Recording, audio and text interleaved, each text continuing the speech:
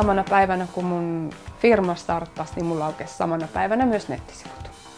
Kotisivukoneessa on se kiva, että mä pystyn katsomaan, että mitä liikennettä siellä on ja mistä on tultu. Kotisivuilla käy päivittäin noin 300 kävijää plus sitten klikkaukset.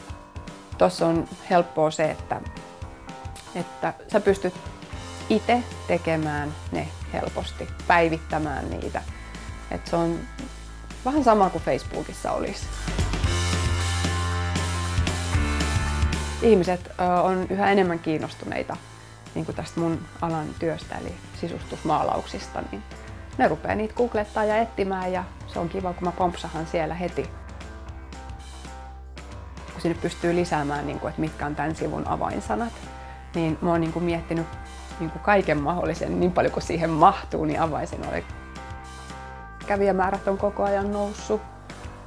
Töitä on tällä hetkellä niin paljon kuin mä kerkeen tekemään. Että onneksi mulla on ollut nyt työharjoittelijoita apuna.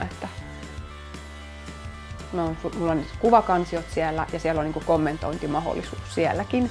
Niin tavallaan, että mä oon saanut siitäkin vähän semmoisen interaktiivisen. Että joku mulle sanoikin, että hei, miksi sulla on joku 25 faktaa omasta itsestäni mun kotisivuilla. Mä sanoin, onko mä halusin laittaa, että ihmiset tietää, että ne päästää mut kotiinsa tekee hommia, että kuka mä oikein oon. Kun tekee niitä kotisivuja, niin ajattelee tekemänsä sitä esityksenä ystäville tai kavereille. Silloin siitä tulee semmonen, että sitä on kenen tahansa, joka tulee sinne, niin kokee, että vau, tulee sellainen kaverillinen olo siitä, hei, tämmöstä tää tekee.